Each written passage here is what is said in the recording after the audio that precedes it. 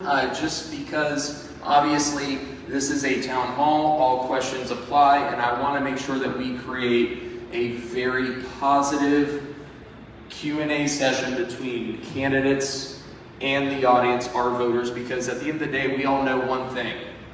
This election year is literally going to determine the compass of direction of where our country's going to go. And so a couple of guidelines, if you don't mind me asking. Number one, if you want to stream it, if you want to tweet about it, have fun. Do it. No rules there. Simple as that.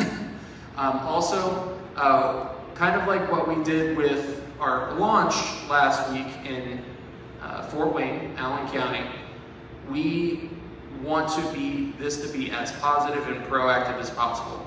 So like I said, any questions on the table, we had a lot of folks write questions in the back.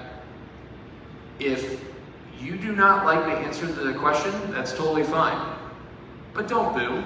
We're all family here. We're all Hoosiers. We may be separated between parties, but at the end of the day, we all exist in the community. We all know each other. We all go to the same bars, restaurants, so let's all be cordial, okay? And I think if we all approach it that way, then it's going to be a good time, good conversation. At the end of the day, maybe you may be inspired to volunteer for one of these candidates on stage, and or figure out how you want to approach your vote in the fall. Like I said, I'm Drew Anderson. I'm the communications director for the state party, and before we begin, I also want to recognize and invite on stage our MC and moderator friend. His name is Aaron Kennedy. Everyone give him a hand. He is the new editor for the Greenfield Reporter. And if you don't mind giving a quick intro after I'm done real quick, and then we could go from there.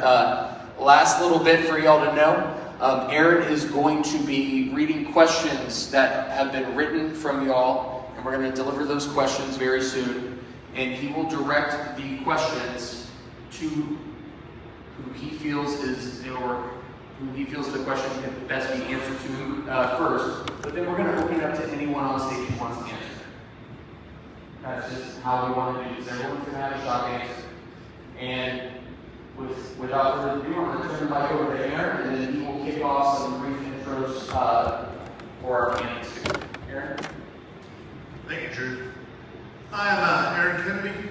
I'm the editor of the Daily Reporter here in Greenfield, but I'm a new guy. Been here about 3 months, and I'm still learning Hancock County and meeting a lot of people, but usually takes about a year and a half, I've found, to really get to know it and start to get to know a county, and then it just continues from there. But so we want to go down the line for some introductions? Yeah. Introduction. All right, starting on stage right here. Hi, I'm Sceniak. Thank you guys for coming out today. I really appreciate your investment in our democracy. It's individuals like you that can make absolute change. Thank you to the Democrat Party for hosting this town hall. It's essential to hear from the public their concerns, and because we represent you. Politicians should be public servants. And what better way to be a public servant than hear from you? So thank you. A little introduction to myself. I'm a behavior therapist, so I work with kids with autism. And it's a passion of mine to help others and individuals. I also am a lifelong Hoosier, and I'm ready for a fresh, modern approach to Washington, D.C. I'm tired of the stale, invasive, and wasteful policies that Washington, D.C. is currently having. We've seen inflation increase, and this is a direct result of the spending in Washington, D.C. I am running on 3 basic things. 1, we need to take care of our veterans. Washington has forgotten our veterans, and my vet care program is a way that we can better take care of their mental health and physical health. The second is fiscal sanity. Right now, Washington, D.C. is spending and wasting our money.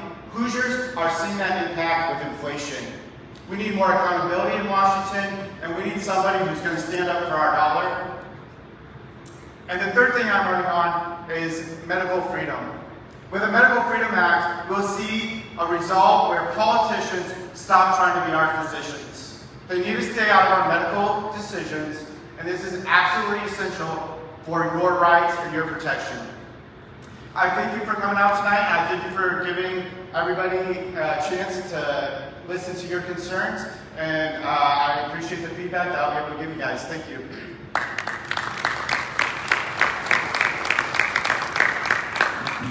Hi, I'm Nan Polk, and I am running for the House of Representatives, District 54. I'm from Newcastle. I'm a lifelong resident of Newcastle. I am married for 48 years. I have 2 children and 4 grandchildren. I'm a teacher. I retired, but I think I remain a teacher for the rest of my life. I taught for 32 years. I am now on the school board. I've been on the school board for 9 years. I am our legislative liaison, and I'm on the legislative committee there. I went to Butler University. Do we have any I am for my undergrad and for my master's degree at Ball State. I taught science for 32 years, Southern Rush County and the rest of the time in Newcastle. I live on a farm. We have 350 acres. My son's children are the 5th generation that live on our homestead, which is kind of cool. It doesn't happen everywhere, but it can happen here in Indiana.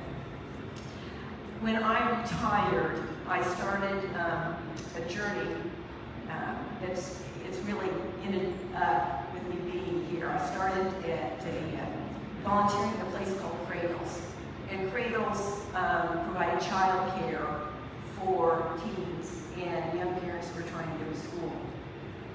And I taught the parenting class there for 3 years. I ended up being on the board. I ended up chairing the board. And from that experience, I saw just how difficult it was for people that were economically challenged and for our kids that were struggling to get an education, how difficult it was for them to get ahead in life. So I started trying to do what I could to help with families, to help with issues like drug abuse, which was something that affected their lives tremendously, poverty issues, and getting on the school board helped with that. And I continued that. One of the things I'm very proud of about being on the school board is, I think about the end of February, we served 1 million meals to the people in our school district. The reason we did that is because they were hungry. And in a state like Indiana, in a country like the United States, that shouldn't be happening. There was a lot that went on during the pandemic. Something else that I work with and am passionate about that we saw in spades during the pandemic was child care issues. If parents can't find some place to take their children, they can't work. And we, in my district, a good bit of the district is a child care district. So it's another place where I spend a lot of my time trying to produce quality, affordable child care slots. I want to make my district be a place where people can live and thrive and have opportunities to succeed in life and have a better life. So I appreciate you being here. It's an honor to be here, and I'm looking forward to my questions.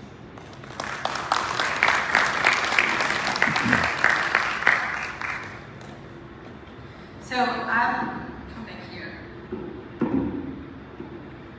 So I'm Cindy Worth. I'm a congressional candidate for the 6th District. And I do want to thank you all for coming out tonight. I know there was a lot of traffic issues and some other things going on, so thank you for showing up.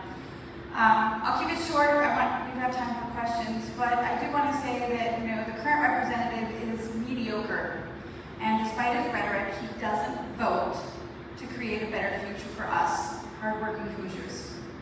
So I'm a teacher and a scientist and a 7th generation Central Indiana native. My great-grandfather carried mail by horseback. My great-grandmother sewed and cooked meals for the next-door neighbors when they hit hard times and the rest of the neighborhood. My other grandmother worked in a bakery her whole life. So I am from working people. Hard work and pitching in is a way of life in Central Indiana. It's how I grew up, it's how you all probably grew up, and it's what we believe in, that working together and working hard will pay off. So the current policies that are being put out now are doing more from Washington for rural communities than ever before. It's creating a better future for all Hoosiers in every single county, especially Hancock County. And it doesn't matter if people are red or blue. So millions of dollars from the American Rescue Plan and the Jobs and Infrastructure Act are changing the lives and communities in this county and across Indiana. The READY grants, which are funded by the American Rescue Plan, are expanding broadband internet here, which is great because it's needed. There's more that is spurring development with the new corridor project and repair of roads and bridges that are also coming through these programs in Washington. None of these programs were voted for by the current representative or any Indiana Republican. So they have said no to funding schools, building bridges, repairing roads, affordable insulin, and they have said no to making this broadband a rural reality. So we need to take back this congressional seat and say no to Pence and say yes to our future. So if I'm elected, I'll vote for what we need, not just partisan politics. So I'll leave you with this. I want to bring back more to Hoosiers, so it's possible for us to get ahead. Instead of putting partisanship ahead of Hoosier families. I'll always look out for Hoosiers and Hoosier families, because I am one. Chiseled in stone in our nation's capital is something that's really relevant today, and it's not just talking about money. It's talking about opportunity and quality of life. So the words are from Franklin Roosevelt on January 20th, 1937, which happens to be my son's birthday only a few decades later. The test of our progress is not whether we add more to the abundance of those who have much. It is whether we provide enough for those who have too little. Thank you.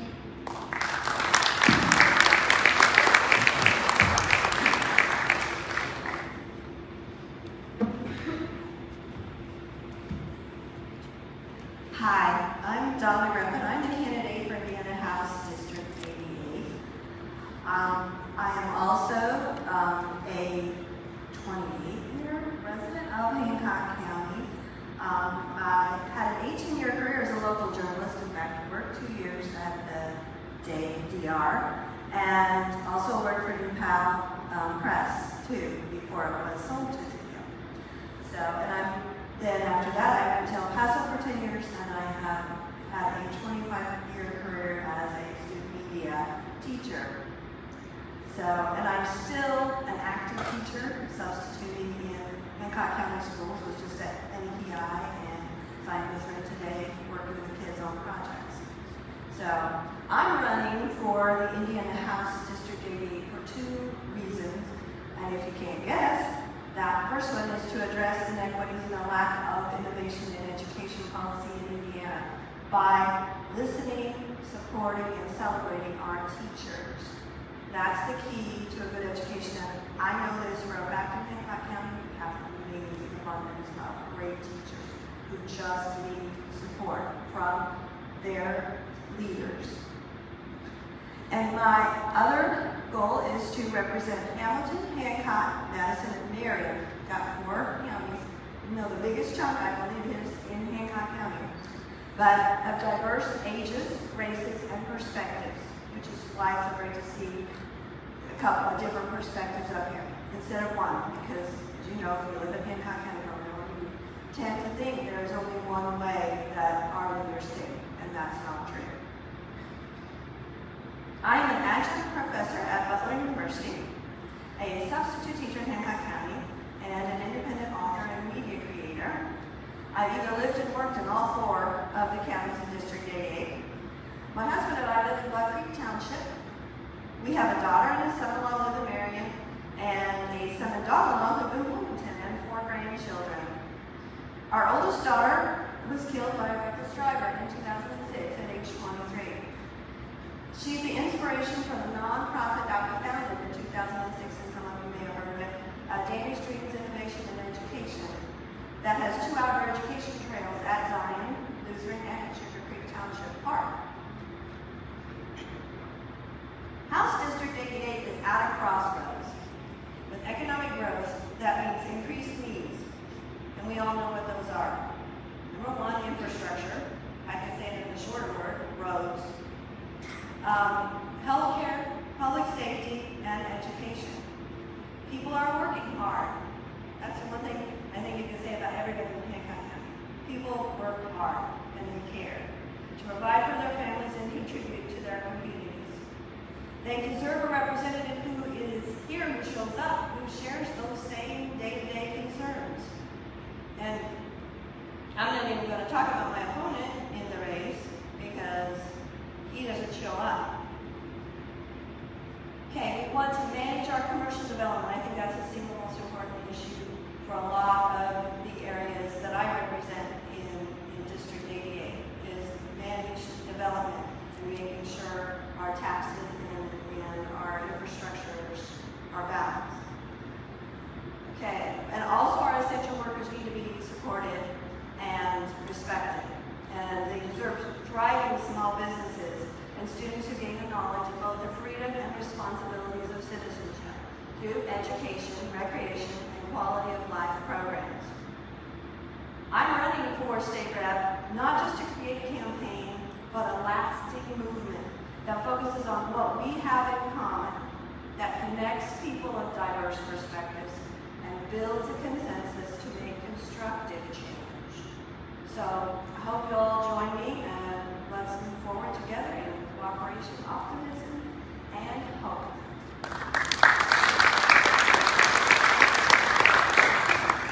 Thanks for sharing, Donna. I'm Destiny Scott Wells. I'm running for Indiana Secretary of State. I've done quite a few of these types of things, and I can tell you that, Drew, this is the most intimidating stage. So thanks. Practice makes perfect.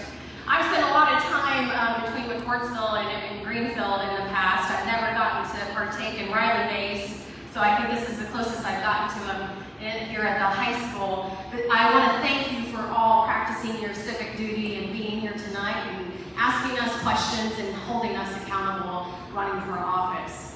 My parents' screens realized I come from a blue-collar family, a hairdresser, and a farmer, a family of union members, and I am a first-generation college graduate. So I am a representation that if we are provided the right resources that we can achieve. I was provided those resources after 9/11 because I chose when I got to college to join the military.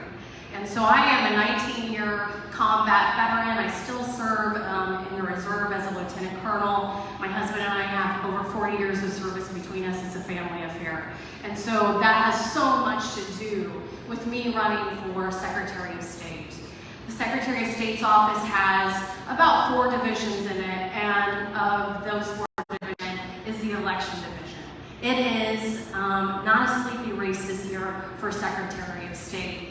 And it is of the utmost importance that we put somebody in this office who we can trust with the keys when the lights turn out. And so I am running because in 2016, I got to Afghanistan 2 weeks before the election, the presidential election, and I decided when I got home 13 months later that I was going to do more than just serve in uniform. Right? I always put the uniform first, and I had always been a bit politically agnostic.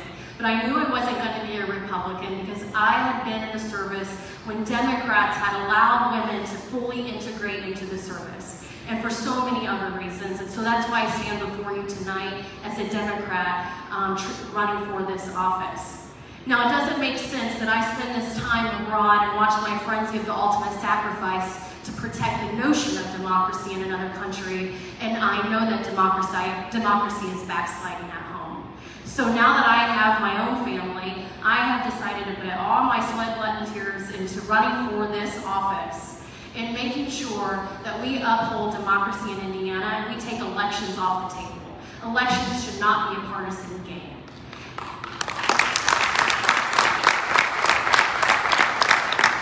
I want to assure you that I am running for this office to safeguard your opinion. I am not running to change your opinion. That is not what this office is about. So I will safeguard your opinion, whether I like it or not, and I encourage you to share it tonight with us. Thank you so much for having us, and I'm going to turn it over to my fellow Libertarian candidate. And we are showing tonight, right, that parties can play in the sandbox, and what party is not here tonight. Thanks.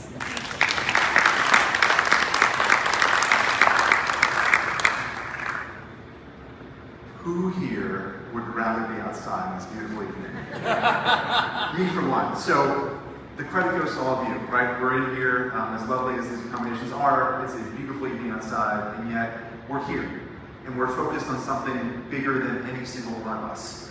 And I want to thank you for making that choice to be here tonight. So show of hands here, who is interested in the state legislature issues and state legislature candidates? Okay, great. Who here is interested in U.S. Senate races? Okay, quite a few. Who here wakes up and gets really fired up and excited about Secretary of State this year tonight because of that? All right, great. That makes two of us.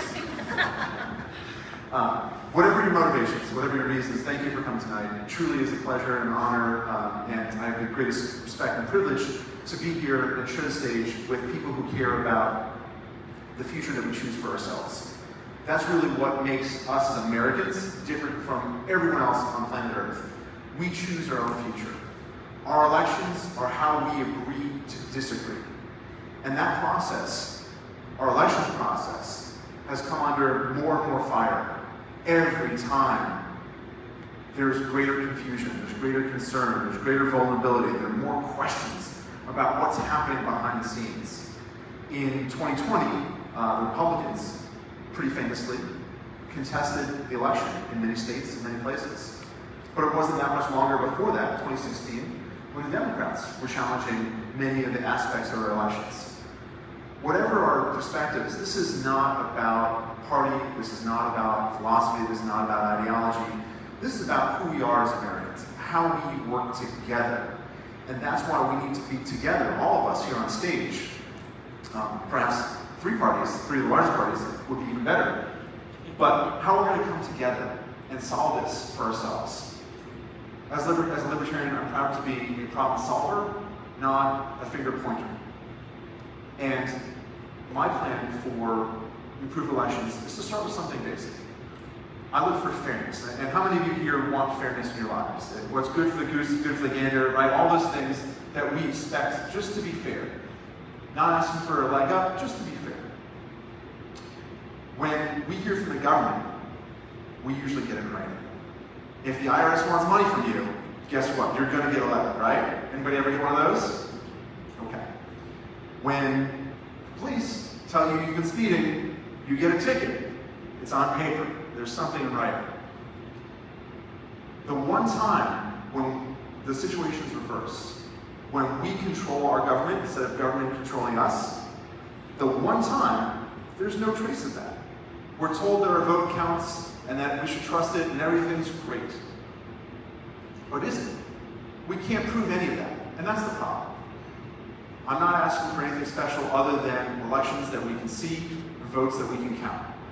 My approach to that is to start with something basic, and that's just a printed receipt for your vote, so that way you know it was counted. You have confidence that it was counted. We're going to agree on many issues, we're going to disagree on many issues, and that's okay. But what we should agree on, what I hope we agree on, is that elections that we can trust together. This is truly a nonpartisan issue. It's an American issue.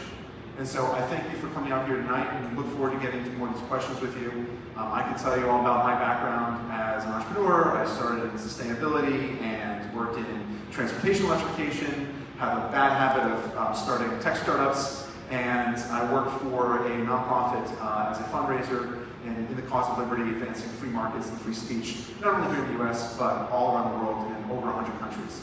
So again, it's my privilege to be here tonight, and I look forward to your questions because I know you've taken up time that you could be outside, enjoying dinner, enjoying time with family, enjoying the sunshine, and I think our warmest day yet this year, and you've chosen to be here. So for all of that, thank you.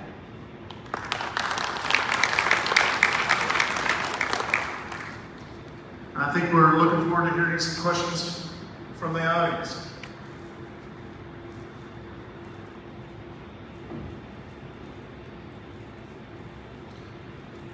Are we calling out the authors of these Yeah, feel questions? free to acknowledge them and go for it. Yeah. Okay.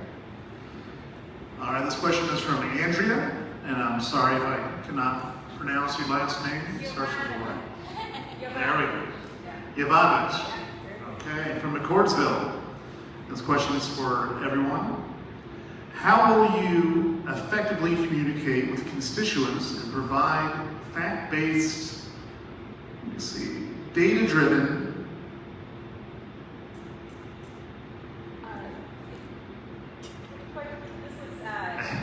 I directed it to someone, specifically the Secretary of State candidates, didn't I? it says all. Oh, okay. So, well, if you like, how are you going to provide your constituents with fact-based and data-driven information so that we can make the best decision to communicate with you as representatives of us so that you can govern? Okay, and how will they provide fact-based and data-driven information? Thank you. Oh. Yeah, there's a lot of questions there. We should, let's just start on stage left here. All right. Is it the wrong answer if I say the snappy tweet tops? Maybe. That's social media, so all of them together in one. That is not the right answer. We're blessed and cursed in both the same moment because we have unprecedented tools by which to communicate and mass communicate. So not only TV, media, newspapers, radio, but all social media, emails, and as we've seen, it can become increasingly perilous to have a clean, reliable message come through all those different media. It's harder to pull apart fact from fiction than ever before. And so part of those communications have to be authenticity. There has to be one verified source for where that information comes from. And we have to be data-driven. There's an old math joke for anyone who likes teaching or science, and it's a mathematician who sees 3 people walk into a room and 5 people walk out and conclude that there are -2 people in the room. That's funny, to a mathematician maybe. So the problem is we can't just look at the numbers alone. We have to make sense of them. We have to sanity check them. We can't just say there are -2 people in the room. We have to ask, how is it possible? How are we not seeing the whole picture? And those are conversations we have to have amongst ourselves. We have to understand what it is that we as people want, what it is that we as Hoosiers want out of an issue, and then what are the best metrics and heuristics for measuring it. What actually tells us valuable information? Is it a fuel gauge or a speedometer, or is there some other instrumentation that's going to give us the right input for understanding the issue, for understanding the right parts of the issue, and then being able to communicate that out. So it's leveraging all the best parts of mass media and social media, but also bringing that authenticity of the data-driven numbers, the true and deep understanding of the issue, and a humanness to it all, right? We're here together in one room, and that's critical. So again, I thank you for all coming out, because we could do this on Zoom, we could do this through emails, but we're here to hear live, to push back, to challenge each other, to not laugh at my bad math jokes. And that's valuable to me, and I hope that's valuable to you. Does that answer your question? Start. To start, okay, see, that's valuable feedback, thank you. Thanks for the question. And I am going to similarly echo Jeff's sentiments. I try to be as much immersed in national security as I can. It's where I derive my life's purpose. And I was in DC in a national security conference last year, and it was a game changer for me. It was life changing. I sat with a woman who works in the Department of Defense, and she oversees like reimagining the American school system, down to how local-based taxes are leaving rural schools behind, to how we are framed in an industrial age, and how we just need to retool our entire education system to keep up in the world. And she talked about how, because we are so innovative as a society, we have turned on the fire hose of information, and we are taking in information faster than we can process it or know what to do with it. And so we are living in this misinformation age because we are on information overload and we cannot decipher what is false and what is true. And we see it all the time in our families. We see it in how we politically align ourselves. We see loved ones. You know, during the pandemic, we don't see eye to eye on how to get vaccinated or how to conduct ourselves in a healthy and safe ways. It has torn families apart. And the hard realization is that if we do this for so many years, the brain just rewires itself. And it is hard to get that part of society that has kind of gone so far over the cliff in their beliefs. And so I empathize with your question. And what we can do is be responsible elected officials in putting out fact, not manipulating it. If I hear the Secretary of State this year, she says, we are the model state for fair and free and accessible and secure elections. The model state. I've got a couple things that already as counter evidence say that is not true. We are 46th in the nation in registered voter turnout. 46th. In 2020, when it seemed all on the line, we had 1.6 million registered Hoosiers stay home. For whatever reason, they could have tried, right? They could have maybe been told that they couldn't file provisional, etc., but they didn't vote. And President Trump won over President Biden by 500,000 votes that year. So the most powerful class of voters, party of voters, are those who stay home. And so we have to be responsible in reaching them, and we have to be ethical and moral in the information that we put out. And so I hope that answers your question, Andrea, and also I hear you're a Martinsville native. You didn't set me up on that one, did ya? No, I appreciate it, thanks.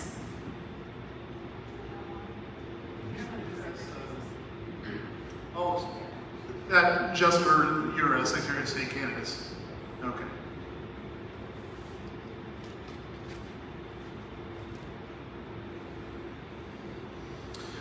We have a question from Tom Edwards of Fishers, and it's for our state rep candidates. Now that there are limits on HOA prohibitions on solar in homes, how do we change power providers to make it more attractive to install? Where are our state reps at?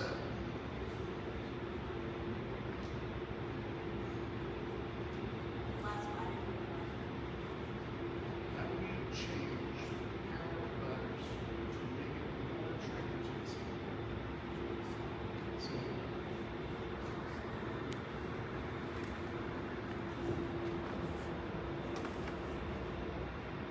Okay.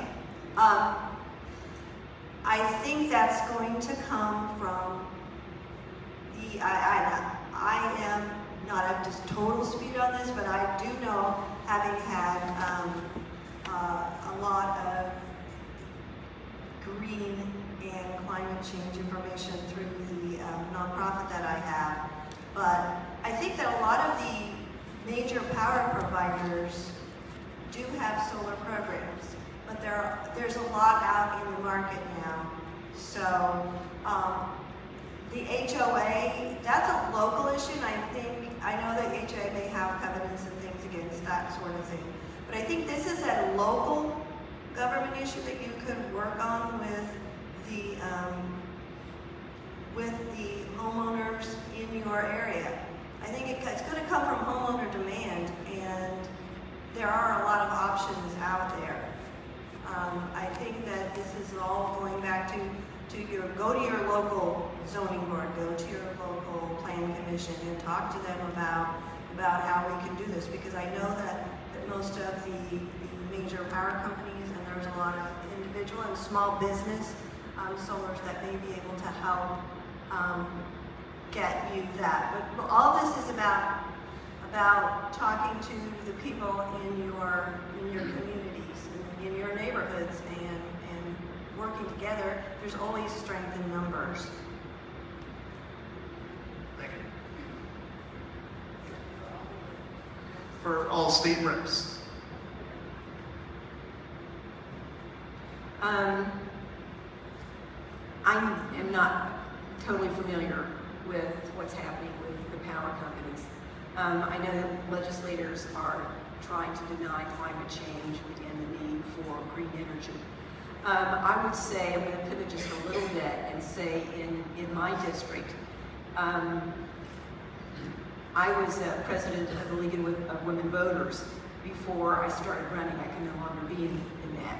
And the first time I went to a state convention, we had just had an election. In my county, Henry County, was the highest turnout of any in the state. We almost doubled. And they were like, what are you doing as a league to get people out to vote? Well, I wish it had been the league. They were all out in arms because they were against wind turbines. So I would say that the use of alternative energy and solar power is something that we have to convince the public, because not everyone in the state of Indiana is really even on board with climate change. I think, like Donna said, if there is a demand, if there's enough of a demand, then the product will offer a lot of people. And I do agree that whatever we do, there needs to be regulations, and it needs to be done in a responsible way and to be respectful of homeowners. But I'm in Hamilton County. In Henry County, I wouldn't even say wind turbines or solar energy, because there is such a negative concept about it there. So I think it's something where we have to still try to educate the public and get people on board for alternative energy. Because look around, we have some catastrophic things going on in our climate. So it's definitely an issue that needs to be taken up with the legislature. But it's something I think we still need to do education on and get the population in general on board. Is that all of our state rep candidates? Larry Silver from Greenfield has a question for candidates for Congress. Do we have a candidate for Congress here?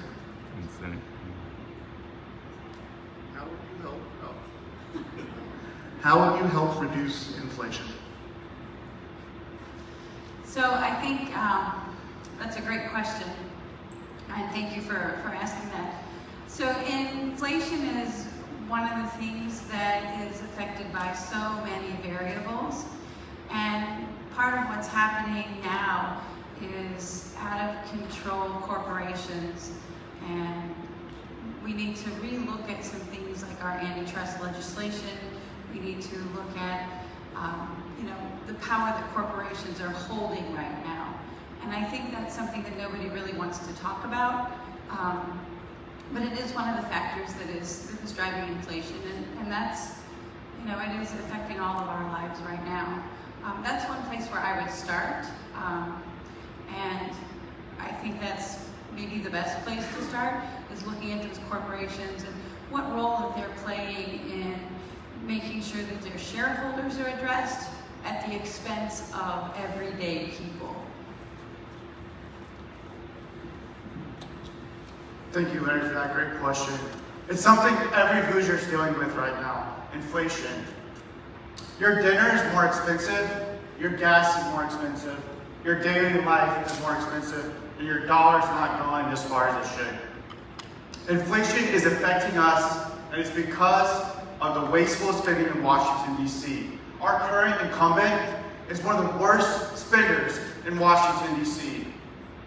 He'll point and say he's the solution for inflation, but he's the issue and the problem. When we keep printing money with the Fed, we are contributing directly to inflation rates. Our incumbent needs to go if we want to see inflation come back to a lower, more sustainable rate. There's other things that we can look at. For example, our incumbent likes to point at supply and demand. Easy words, right? Easy. It has nothing to do with him, he can point it out. But the fact is, there are things he could currently do if that was the issue, like repealing the Jones Act. But he doesn't look at solutions. What we need as Hoosiers is solutions. We need to value our dollar, and Washington is not doing that with our wasteful spending. It comes down to accountability and transparency from Washington, and that's why our inflation rate is so high right now. So if we want to see change and we want to bring money, value back to our money, we absolutely need to vote differently, and we need to look for a libertarian solution to inflation, and that's cutting deficit spending. And I promise that I will not vote for anything that requires deficit spending.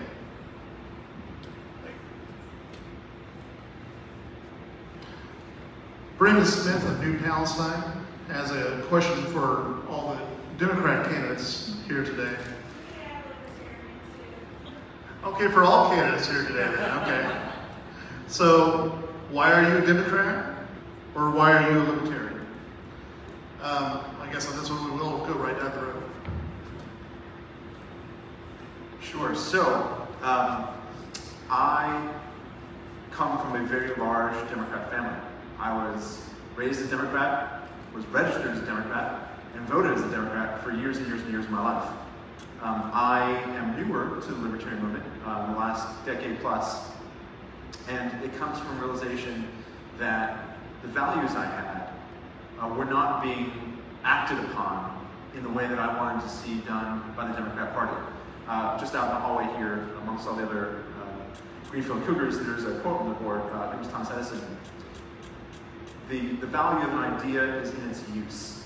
And if we truly compassionately care for each other, and we care for fairness, as I saw a lot of that's not about that earlier, if we care for fairness, then how do we actually act on it? Not just to pay it lip service, but how do we act on it? And for me, those solutions are best manifested in a way that limits government, that says, I won't force my will or my personal choices on you, and I ask you not to do the same for me. The golden rule, simple as it gets. And so the Libertarian Party and many of those libertarian values align best with those actions of just live and let live. And I know that that's so important to so many of you here in this room, and that's why I'm proud to be a Libertarian today, and why we can find so much in common. Sure, we agree on things that are different, but why we can find so much that's in common amongst us. Thank you. Well, like Jeff, I'm also a wayward child. I come from a family of Republicans. I started out in college Republicans, and later ended up going to law school. And the more I studied the law and understood the history of the United States and our jurisprudence, the more I align with democratic values, and I am a Democrat. Now, I don't bleed just blue. I bleed red, white, and blue. And, I think I told you earlier that my journey through the military really affirmed my identity as a Democrat. Because I started out in 2003 when women couldn't do a lot of the jobs. We would go to combat and not be recognized for being in combat. And it was through democratic policies that we fully integrated the force. And so on the heels of the Roe v. Wade decision, the Dobbs opinion that was leaked, wow, I'm a woman and I strongly today am a Democrat. Because that is going to be the party that holds up all people as equal.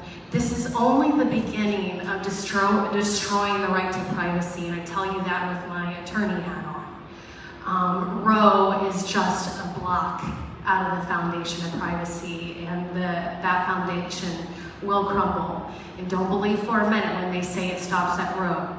Because if you look at every single of the Supreme Court justices who are labeled conservative in their nomination hearings, they all said they would never touch Roe. Don't ever believe it. Act in your best interest. And we are unfortunately, we have been labeled a backsliding democracy. And I truly, truly believe that if we save ourselves from becoming any less than that, possibly an autocracy, it will be because our better angels came together, and more often than not, we're Democrats. Thanks.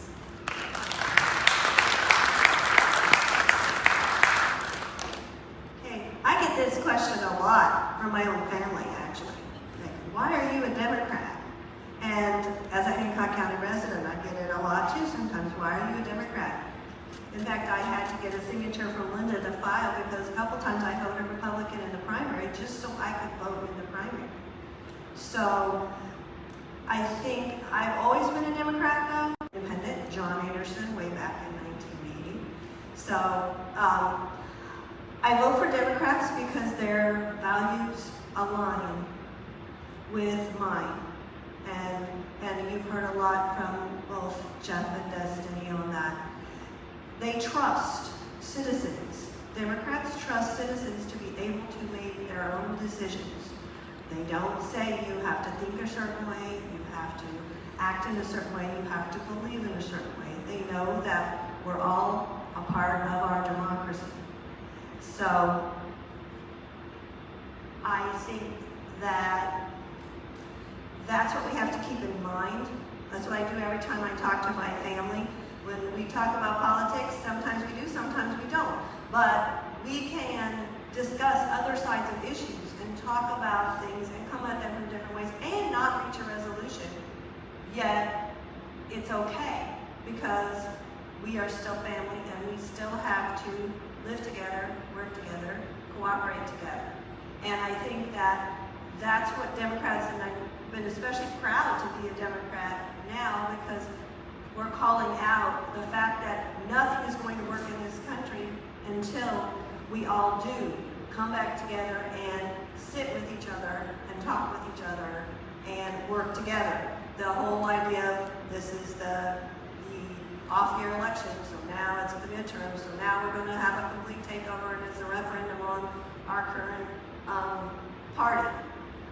That is some system that was just, skewed from what our elections are supposed to be and what our government's supposed to be. So we are supposed to be a place where we make our choices and we make the decisions from and come to a consensus that doesn't necessarily work for everybody the way they want it to, but for the greater good it does.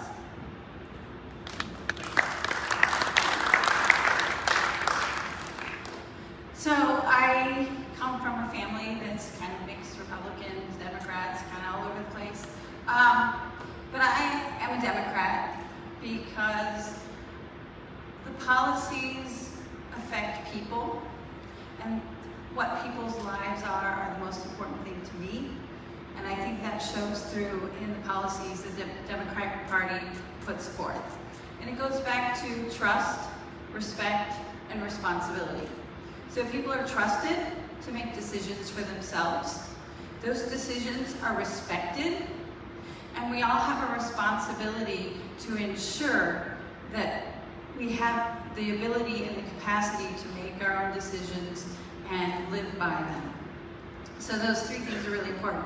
And as Destiny pointed out, the brief that was leaked for the Roe versus Wade decision, that is a foundational piece of this trust, respect, and responsibility.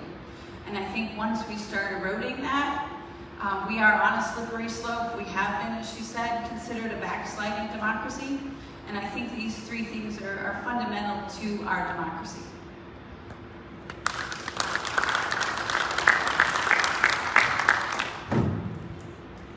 I'm going to do something I don't do very often. I'm going to quote scripture. And Dems kind of are a little bit hesitant to do that. I think religion is something that the Republicans kind of have co-opted, and we're all Satan worshipers. I don't think that's really true. But I heard my pastor say this a few weeks ago, and I'm like, wow, that just makes so much sense to me. He was quoting Micah, and he said, we want to seek justice. That's what Micah said. Well, justice I don't think is retribution. I think justice is trying to be respectful and search for equality and be kind. He said to love mercy, which means we have compassion upon people. We are kind, again, we are respectful, and to walk humbly with God, which means we don't worship power and money. We care about loving each other. And I've never voted a straight ticket in my life, So that kind of struck a chord, and like I said, it's not something I usually do, but that was just pretty powerful to me, and that's kind of why I'm a Democrat.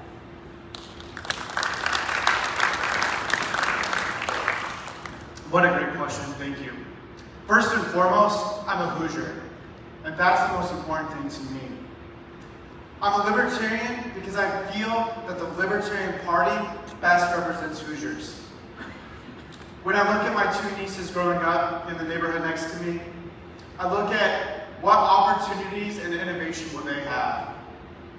How can they have the success that past generations had? What gives them the most opportunity to live the best life that they can live? The Libertarian Party platform is just that. Libertarianism is about removing the red tape while taking care of our neighbors. It's promoting neighborhood atmosphere where we take care of one another and each other, and removing government from our individual life. Often when we see with Republican and Democrat solutions, we see larger and more intrusive government. Their solution will always be to increase the government involvement in your personal life.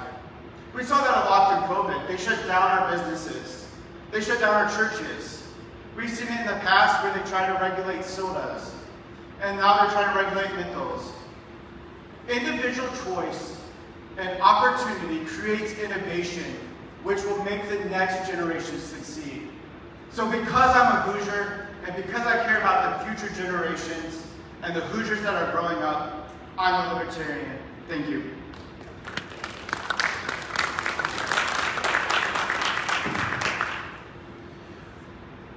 Larry Studebaker of Greenfield asks, what can we do to keep school teachers safe, to teach facts and encourage discussion in class for controversial subjects? This question is for all state rep and Congress candidates. Where are we going to start? Right back in. All right. Thank you. This is another great question about our school system. Very relevant in Indiana. We've seen a lot of debate and a lot of argument. From a federal level perspective, which is what I am, I'm a federal candidate, I believe that the government, I looked into it, it's about 8% of school funding right now. And what we see is the federal level regulations determining our local school boards. What we need to do is remove that federal level. And I mean that well because I work a lot directly with teachers. And I see what more regulations do from the federal level. We can't make those decisions for the whole nation. Each school community is unique, and those decisions will be made by the parents and the school boards. So we need to make that a local issue, and that's what's important. And I believe that's what will make teachers thrive and successful. We absolutely need to support every teacher because they are, again, raising our next generations, raising the Hoosiers that are to be.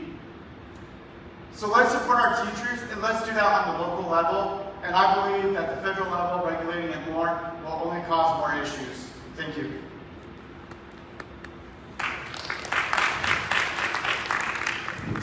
I was in the classroom for 32 years, and I've been on the school board for the last 9.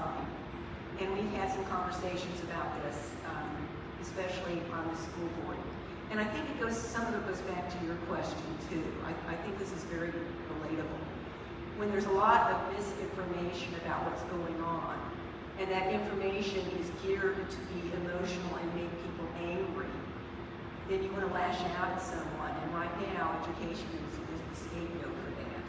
If we have accurate information about what's actually going on, I don't think the teachers are in a dangerous situation, or school boards for that matter, that they are today. The truth is that most of the stuff that is put out there that is so controversial and so emotional doesn't even exist. You know, let's have parents on the curriculum committee because what they're teaching is terrible. What we're teaching is approved by the state legislature. We teach to standards. We don't make stuff up to teach. They've approved it. It's come from the Department of Ed. What's with critical race theory? Oh my gosh, there's something that's going to make people angry. Our school system and no system in the state teaches critical race theory. It's a buzzword. And it does put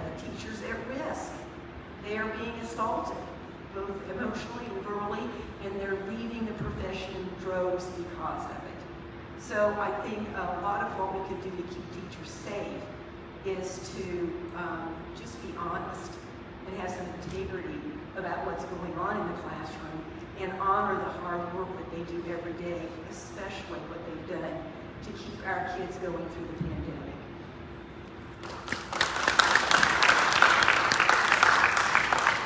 So, as Nan said, you know, it's about what's happening in the classroom. A lot of this stuff is rhetoric and is not really happening. So I am a PhD student in educational studies at Ball State. So I'm a little more than halfway finished. This is something we talk about all the time because there is so much misinformation out there. From the federal level, I think schools and teachers and administrators need support. At the state level, we need to seriously look at what we're doing with public education. We have a public education system in the United States that is the envy of the world. It used to be. I'm not so sure it is now. So I happen to be selected to be an educational ambassador to Japan. So I traveled to Japan and spent 10 days touring schools, I think 3 a day. It was exhausting. And looking at the differences of what we did versus what they were doing. Our public education system is world class. Our teachers are fabulous. Most of them are doing everything and more that they need to be doing, and they need support.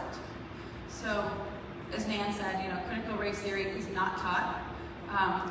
We have to learn it now as PhD students in order to be able to explain how we know it's not being taught. And administrators are all going through this as well.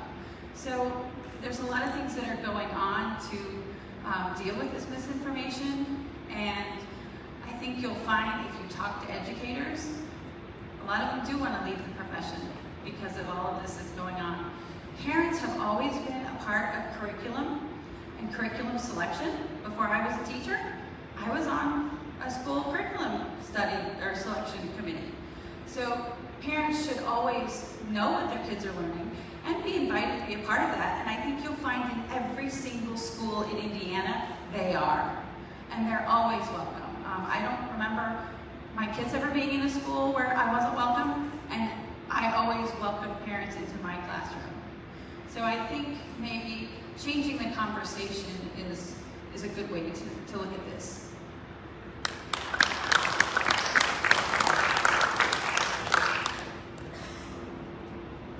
Okay, I've got a lot to say on this issue. I'm still a teacher. I've had diverse teaching experience.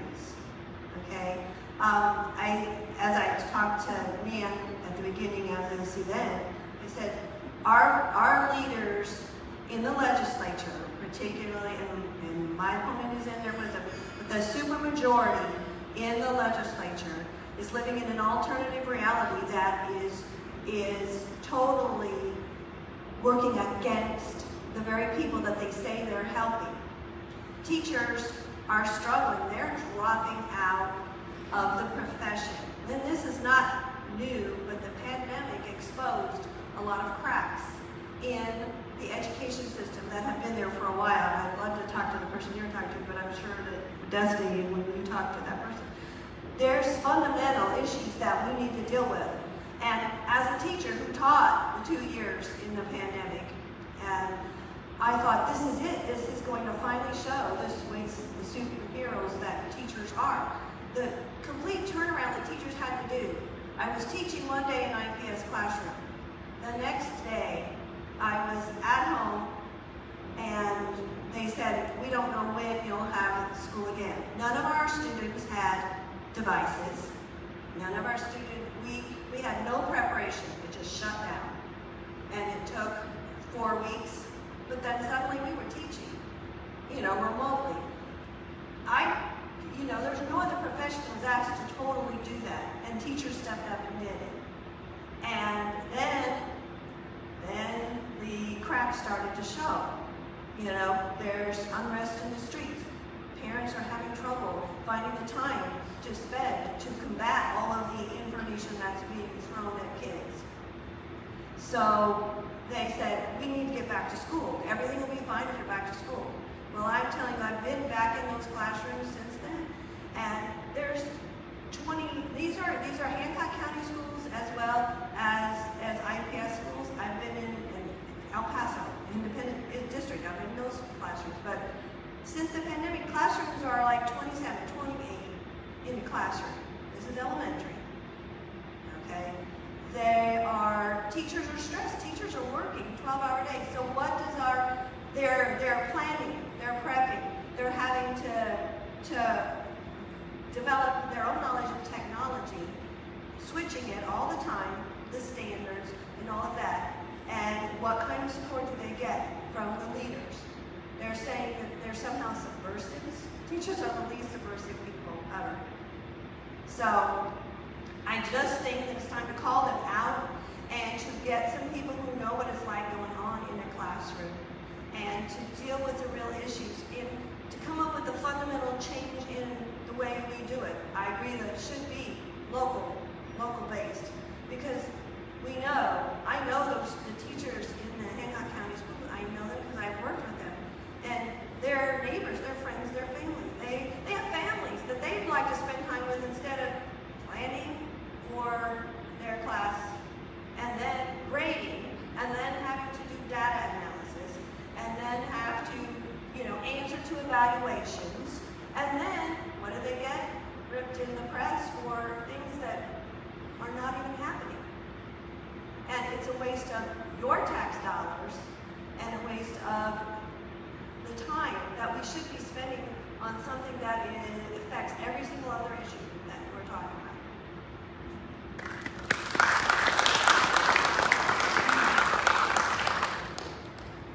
And now a question for our Secretary of State candidates from Larry Silver of Greenfield.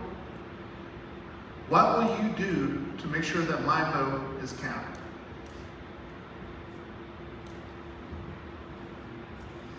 I want to commend Hancock County. I didn't say it when we first started. You have one of the highest voter registration turnouts in the state. So congratulations on that. It's quite a feat. I think you guys were like in the mid 70 percentile. And so that's great. A lot of counties are at about 60%. And so, but 4 out of 5 of you voted by absentee. And when I say absentee, I will say that means early voting too. And you have vote centers. So you guys are doing pretty well here. And so I'm not going to say the sky is falling in Hancock County. It's just not true. The sky, I think like 7% turnout, which is not good. I mean, that's the main issue that we're going to have this year, is just making sure people turn out to vote because they are not confident with the process. And I want to give you a little quick history. Voter confidence. This squishy idea of voter confidence that goes to the integrity of elections and making sure that voters are confident, because they are not confident right now. Where did that idea come from? Well, that actually came from Marion County, Indiana. And it went up to the Supreme Court in the early 2000s because there was this new restrictive voter ID, a government-provided photo ID with your picture on it, and people tried to litigate against it. It went up to the Supreme Court, and the court said the state has an interest in voter confidence so that there is integrity in the election. And what we have seen that now, voter confidence has been used as a tool, partisan tool, to make you not have faith in the process. And I'm really sorry it is that way, because we fight so hard to protect the, I would call it the ballot box ground zero of democracy. If people aren't exercising their right to vote, then we're not doing our jobs collectively. And so how can I assure you that your vote is being counted?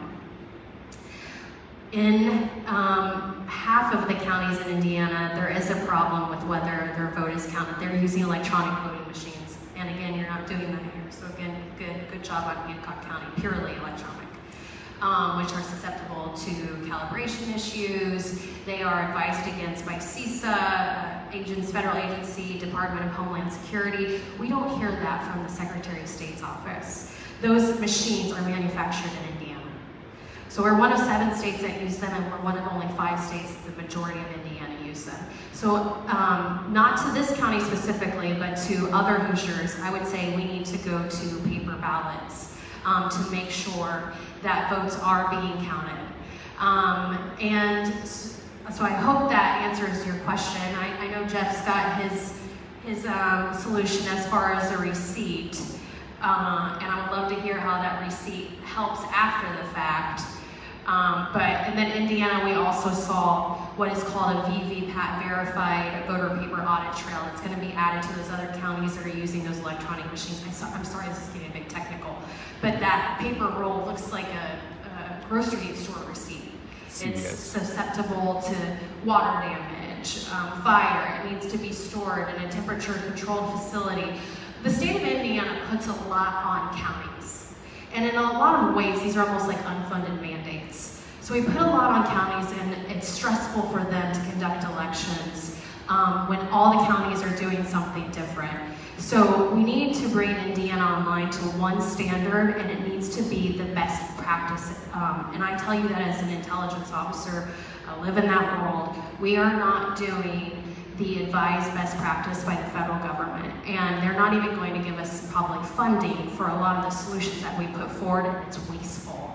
It is wasteful from the Indiana legislature, and it is all game to make you think that they are addressing your concerns and you should be more confident. And so, again, Hancock County, I am confident that your vote is being counted. Indiana, the rest of Indiana, we could have improvement to make sure that we, again, are using the systems that are advised, that are not susceptible to hacking, calibration issues, etc. Otherwise, please don't believe the scare tactics, that your vote isn't counted, because that's why we have 1.6 million Hoosiers not vote, right? They don't feel their voice is going to be heard anyway, and especially on top of decades of gerrymandering, where you feel like we're not even in a representative democracy anymore, because we've drawn the lines to give one side a leg up on the other. I hope that answers your question.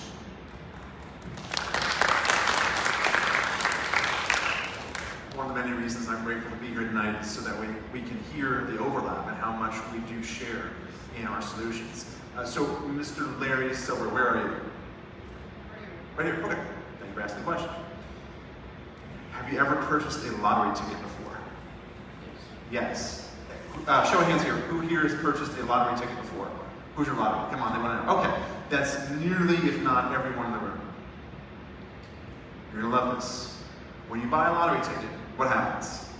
First thing is, you get a ticket, right? It's a printed piece of paper, you put it in your hand, you put it in your pocket, you put it in your purse, it goes home with you. What happens next? You lose it, all right. And you're also out of luck in that case. But for the rest of us, or for many of us, we go home, One with It's back on. I can shout if needed.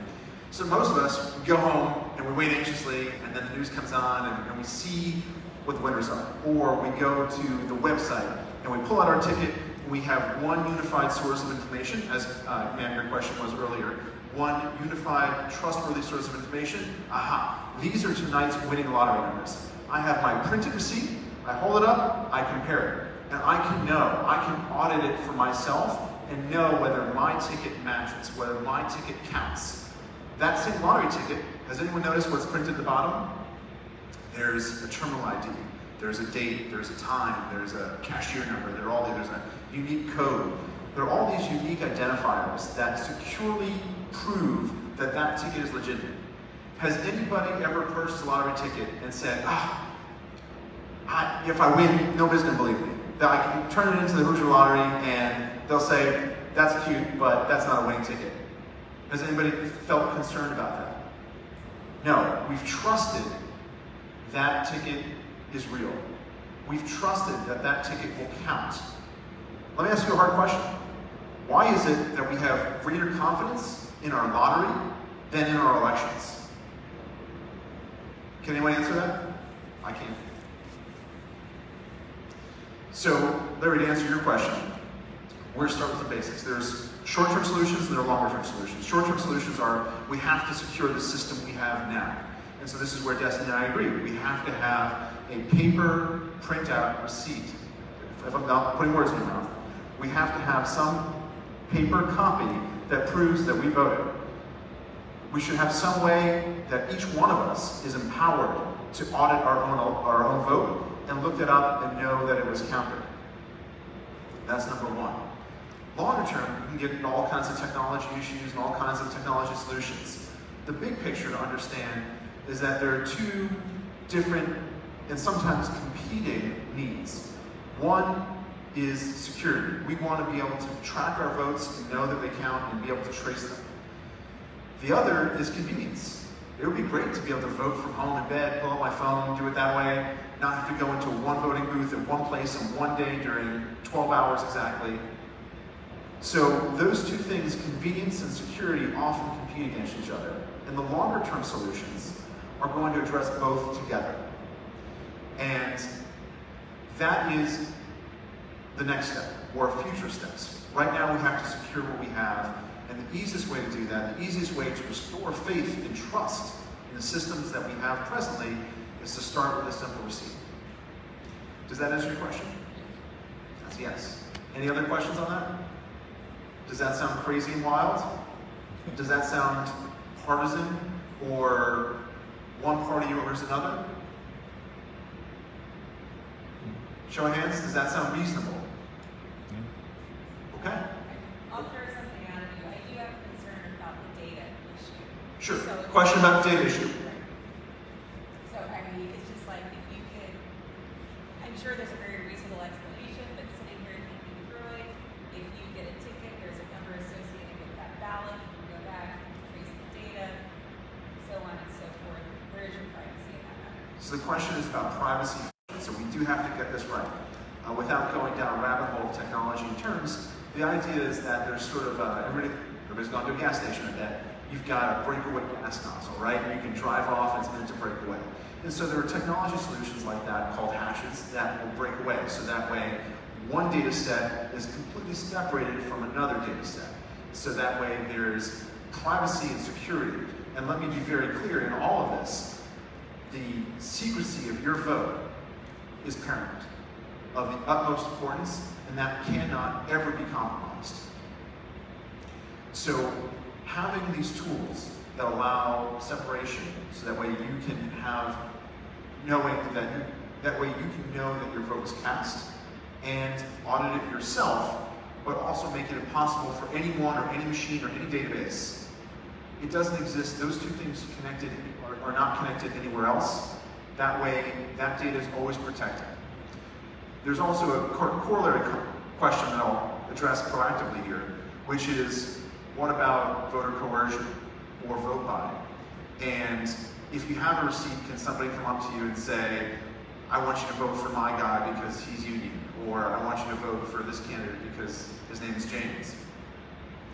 So, does a receipt give, and that's a crime, let's be very clear. Vote buying, voter coercion, those are all crimes, they're on the books, they have fines, penalties, jail sentences. That's illegal now.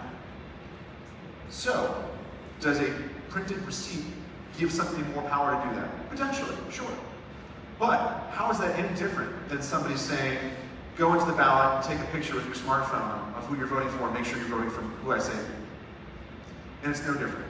So let's punish any criminals if they're doing it, and not punish you, the voter. Remember, that goes back to security and convenience. Why should I punish you for something you're trying to do?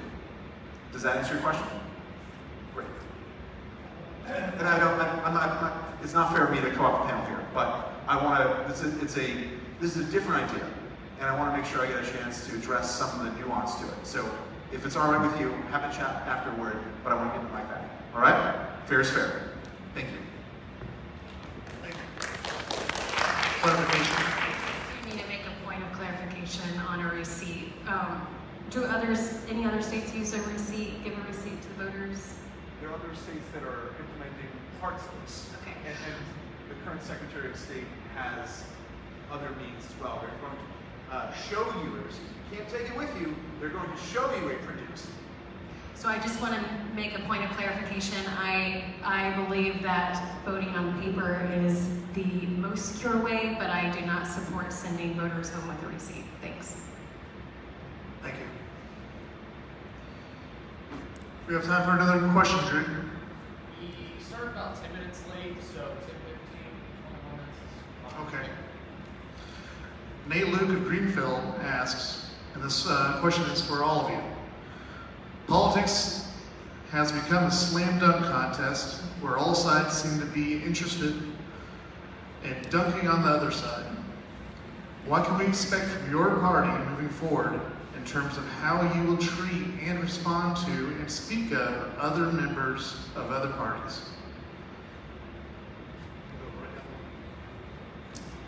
Another great question, and this is what we're ready for as voters.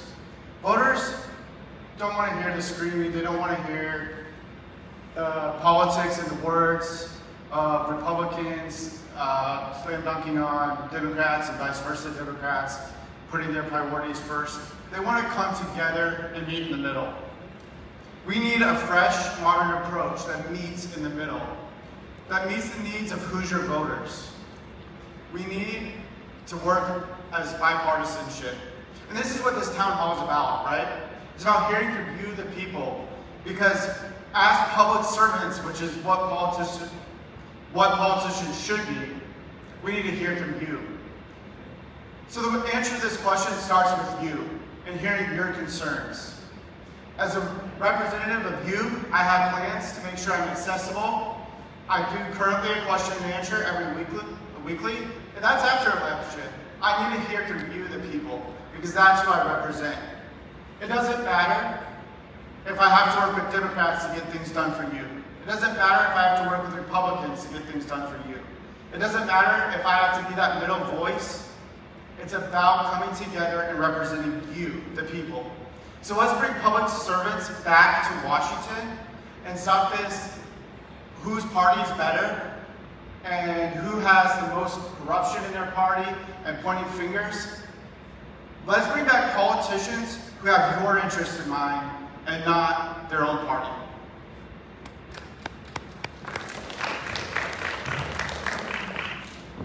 What Indiana has right now is a trifecta, a supermajority, and a Republican governor.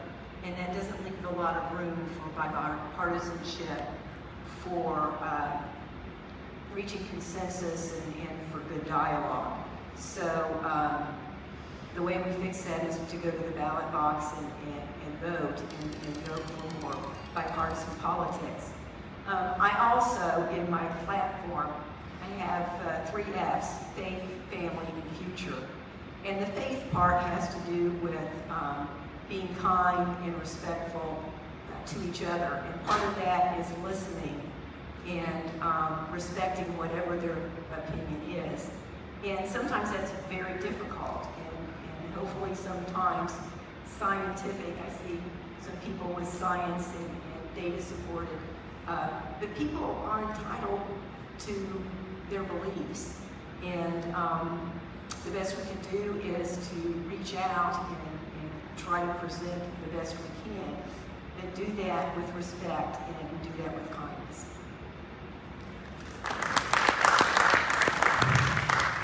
So for me, I think to answer that question is accountability.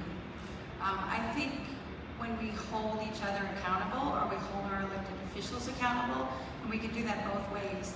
Elected officials can hold each other accountable, whether they're on one side of the aisle or not, or in a multi-party platform instead of a bipartisan. And I think that accountability is key for us moving forward.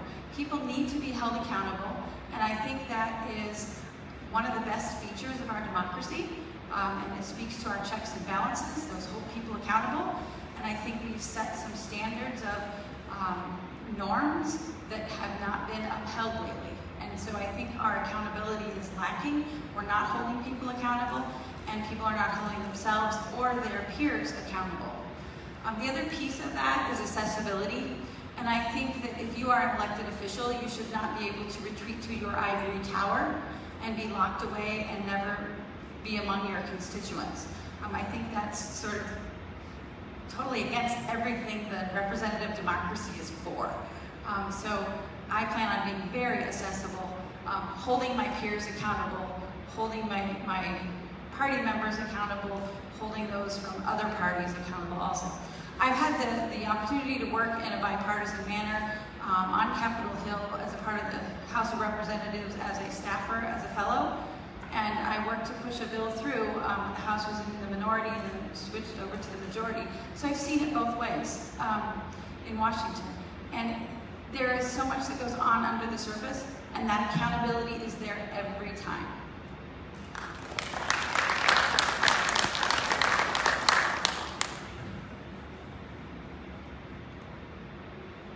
I have kind of one thing that I think would solve, and I've heard a lot of this, and you can look at this panel and it is pretty diverse with women and men, but our state legislature is not. And I think that also this issue of competition. I think that we need to start looking at a more traditionally, and I say this traditionally, female perspective when it comes to our government. More where we have cooperation, and we talk about kindness, and we talk about accountability, we talk about treating each other with respect. Right now is only 21% women. Women are underrepresented in Indiana. So that goes across the parties. We have 50% of the population, almost 51. I think it's 51. So I think that we need to have more of that voice in our discussion when it comes to how we operate our government, and think of it more consensus versus who's going to win and who's going to lose. Because when it comes to this, there's a winner if we work together.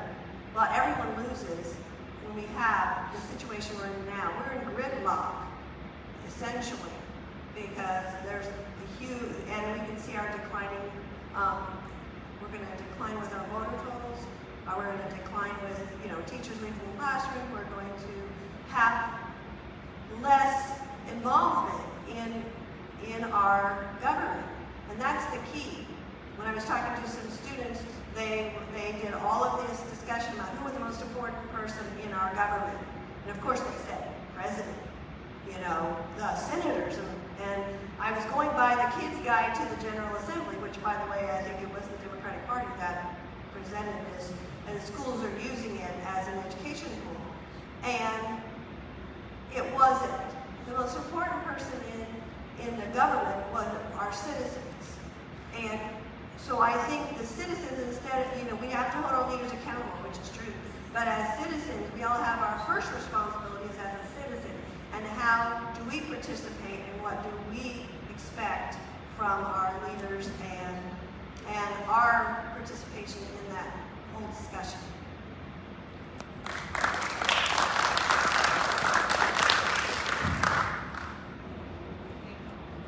I just wanted to read the question again for clarification. What can we expect from your party moving forward in terms of how you will treat and respond? So I'll speak for myself. I won't speak for the party.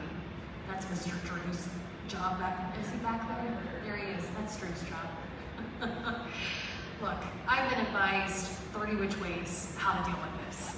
I've been told just attack the issues, don't attack the person. I've been told take the gloves off, attack the person. And at the end of the day, I made a decision to just be authentically me. And so in being authentically me, that sometimes means I do need not necessarily to dunk on the other side, but to confront the other side. Because there's a lot on the line. My rights are on the line, and it's not the time for niceties. It's time to put a face on the party and who you're voting for when you show up. I don't want you necessarily voting straight ticket, Republican ticket. I want you to know the faces that go with that ticket. And so it behooves me to point that out. We had a similar situation this past week where one of the potential candidates, he's a man named Diego Morales, made an announcement that he was the first U.S. Army veteran to officially run for Secretary of State. And I just felt completely erased. Because I'm like, hello, I've been running since January, and you are not the only veteran, and I am a 19-year veteran, and I know that it's been a bad week for women, but we still count, okay? So you just can't erase me. And so I won't slam dunk on them, but I will completely confront them. Because like I said, our personal liberties are on the line, and this is just the beginning. And so it is not going to help us if we just talk about the issues and act like the person pushing the issue isn't there. So again, I will be authentically me, and I'll let Drew handle the party business. Thanks.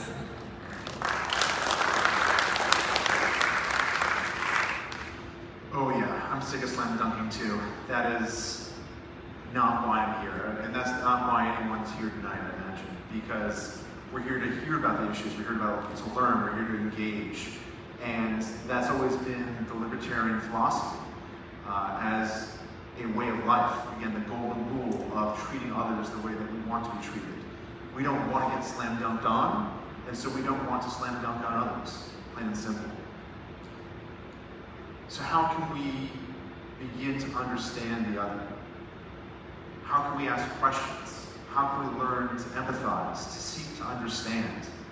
And these are all parts of one of the reasons why I'm grateful to be here tonight, is to hear from you, the things that bother you, the things that concern you, the solutions that you have that I don't know about. What can I learn from you? And that's how I look to build consensus. That's how I look to build businesses, build on ideas, and build on solutions. So instead of looking, it doesn't have to be a zero-sum game. What I win doesn't mean you lose. We can work together, and we each have more. That's the fundamental assumption that we make as libertarians, and I hope that I reflect that in the way that I approach all the solutions and approach the office for Secretary of State. Does that answer the question?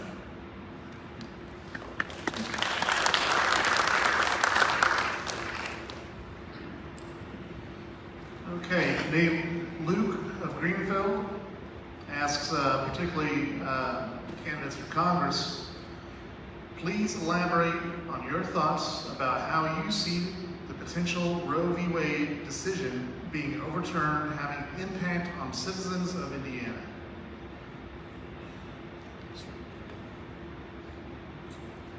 It absolutely affects the citizens of Indiana. Roe v. Wade, the Supreme Court leak, is unprecedented. It's something that we haven't seen before, a decision that's probably going to be made, and now we have to face what that decision is. As a libertarian, I will state, I believe that our politicians should not act as physicians. This goes to every medical right that you have. I am a pro-life candidate, but where I make that distinguish, I don't believe it's laws where we reduce abortion. I believe it's giving women the opportunity and knowledge and medical care that they need beforehand through social areas. But when it comes to the law, our politicians and our courts should not act like your physicians. Only you can make those medical decisions for yourself, and that's where the government needs to stay out of. Thank you.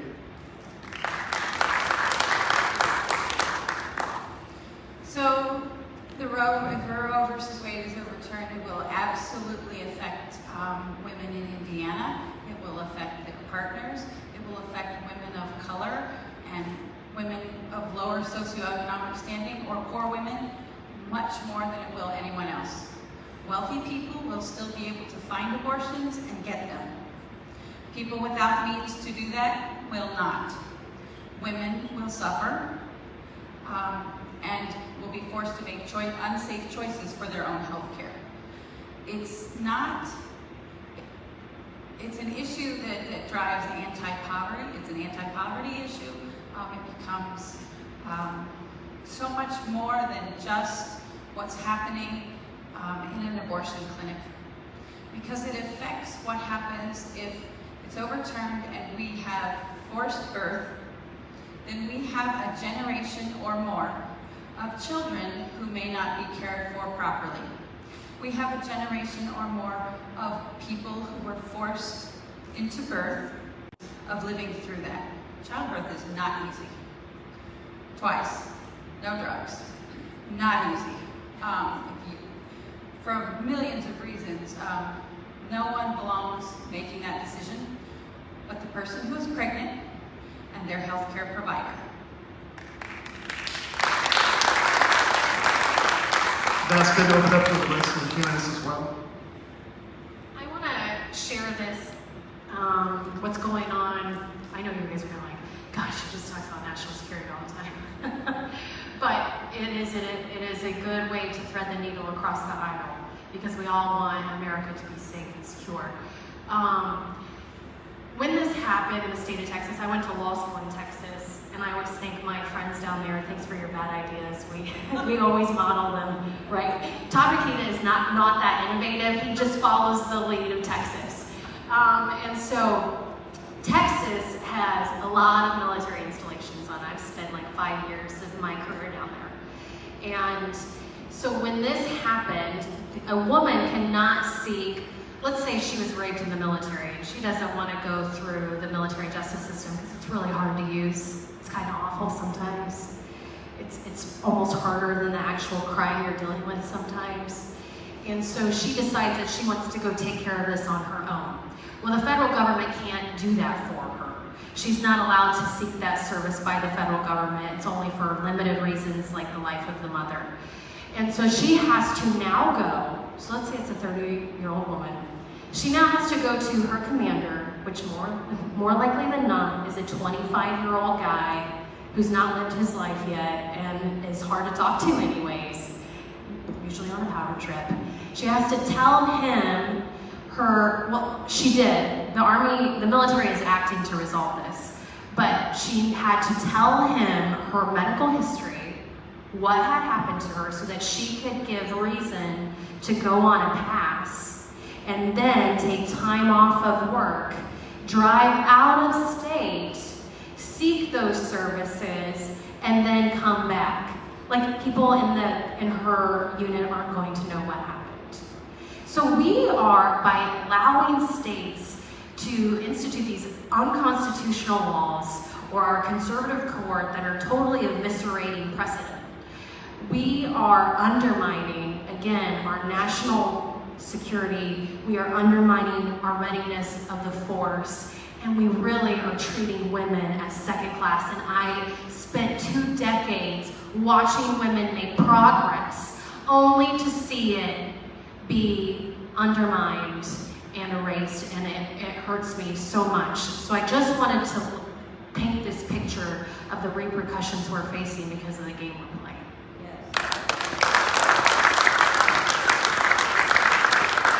Would any other candidate like to field that question? Drew, do we have time for one more? Last one. Yep. Last one.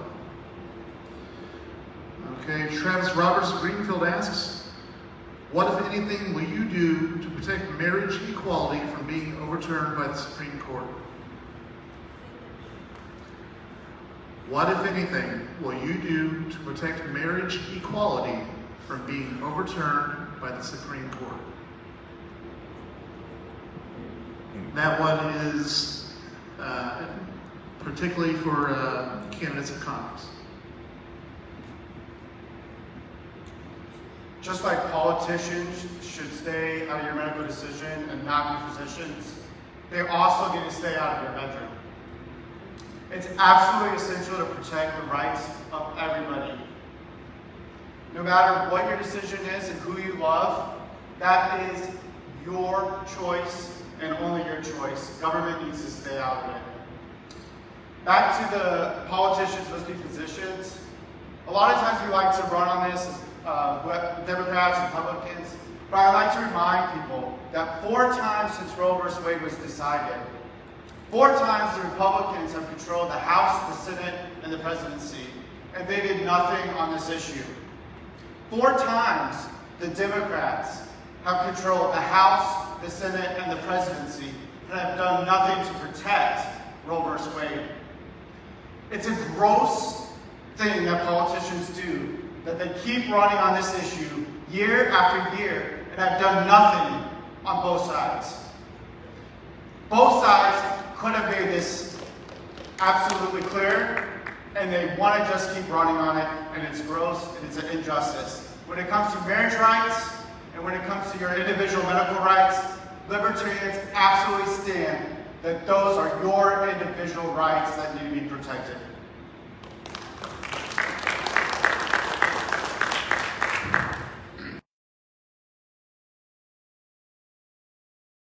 If you want to marry, it's your choice, or if you want to marry. I don't think that should even be a requirement for a lot of benefits that are still in place, especially like our federal tax code. So I would protect that with my life, for my child, for her friends, for anyone else and everyone else with whatever they would like to do. And I think that comes with protecting privacy and protecting our basic freedoms to live our lives the way we want to, without interference, when it doesn't have anything to do with anyone else. Thank you. Did any other candidate want to fill that question? Drew?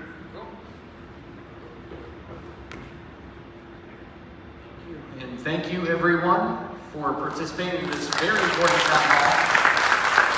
Before we end things off, we made a promise for another candidate running for office that couldn't be up on the stage to say hey and to recognize it. And actually, anyone else, please stand up. But sir, I don't know your name, but you were running for office as a Libertarian. I wanted to give you the chance to say hey. Hello, my name is Nate Luke. I was actually asked a couple of questions over here. I appreciate everybody's responses. I have a little bit of an advantage over the panel here, is that I have a lot of experience on this stage. Because for all 4 years of my high school, I was in both musical theater and also pop swing choir. So singing and dancing and being up here is kind of my thing. So, that being said, I'm going to be running as a Libertarian on your ballot if you live in Greenfield proper. I will be District 3 representative for Hancock County Council. Real quick, I know everybody's tired, everybody wants to go home and do other things besides this. So why am I running? Sort of reflected in the question that I asked you to the panel is, I view, and I think that this is a shared view of a lot of people that I speak with on a day-to-day basis.